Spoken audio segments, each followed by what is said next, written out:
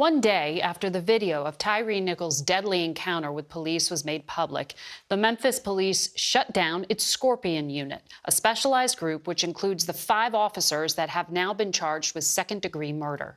For more, we now go to former Democratic Congresswoman Val Demings, who spent 27 years with the Orlando Police Department, including 4 years as its chief. It's good to talk to you. Margaret, thank you. It's good to be with you. What was your reaction when you saw the video of these 5 officers beating Tyre Nichols? You know, as someone who spent 27 years in law enforcement, started out as an officer on midnight shift patrol and served in every rank, served as the chief of police. I've seen policing at its best and I've seen it at its worst. But what I saw in the video was shocking and appalling. The gruesome beating. My heart goes out to the Wells Nichols family. It goes out to his community. And I so appreciate the words from Miss Wells when she not only talked about the gruesome death of her son, but also spoke to the 5 officers involved by saying that you've disgraced yourselves and your own family. So as a career law enforcement officer, I could not believe what I was seeing. It stood out to me that those 5 officers in Memphis were between the ages of 24 and 32 years old. They were all hired within the last 6 years. Is this an experience problem? Is this a bad cop problem? You know, Margaret, it is so important that we look at as police executives, and you know, there's not much of an appetite, we know, in Washington, D.C. now to come up with the national standards that I believe are so desperately needed. I also question what state legislatures are willing to do. But this falls back now on police executives, our chiefs, our sheriffs, to come up with much needed reforms that start with hiring the brightest and the best, having psychological evaluations being a part of that to ensure fitness for duty. And look, I'm more than familiar with specialized units. Many of them are the results of calls from the community for officers to address crime activities and like drug activity, gang activity. But we have to make sure as police executives that we are putting the most seasoned and most experienced officers in this unit that are well trained and highly supervised. So as I look at the night that went off the rails in Memphis, there are a lot of questions that are unanswered, but have to be answered. But we are hearing from mayors across this country that they are facing, in many places, shortages of police officers, people willing to do the work. The mayor of New Orleans was here last week telling us that. She's now asked for federal marshals and ATF agents in her city. Why is this such a problem?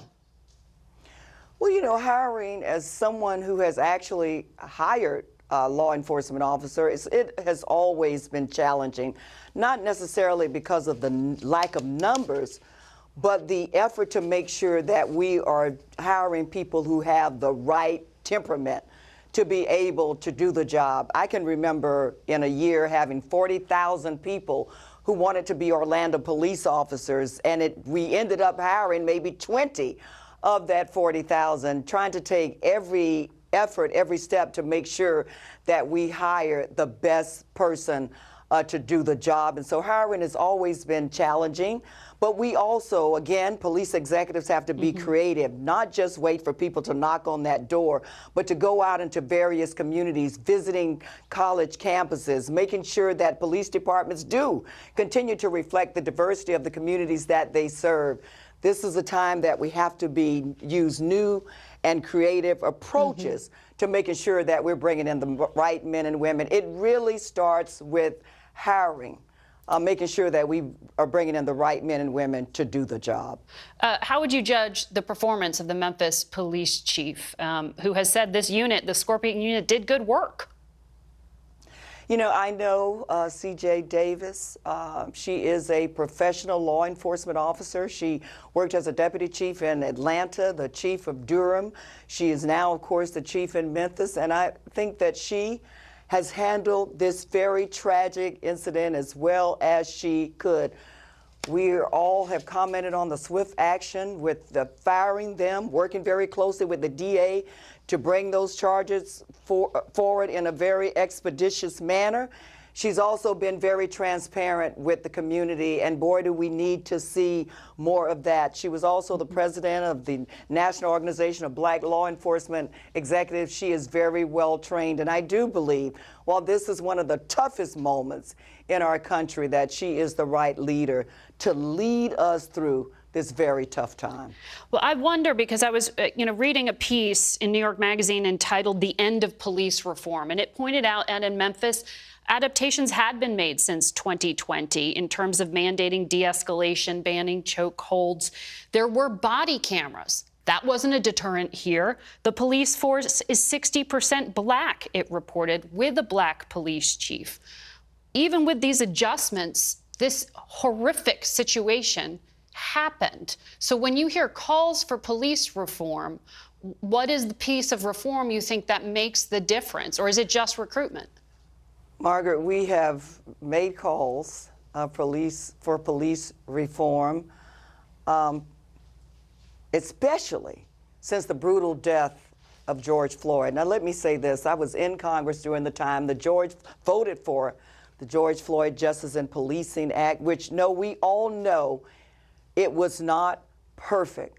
But my goodness, I sure believe it was a major step in the right direction. And I think that too many police executives think that any criticism of the police or any efforts to reform or modify hiring standards, modify training standards, make sure they have the technology that they need to better be able to do the job, calling for national databases and better enforcement.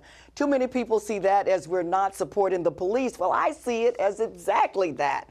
Supporting the police, giving them the tools that they need to do the job, but also to hold them accountable.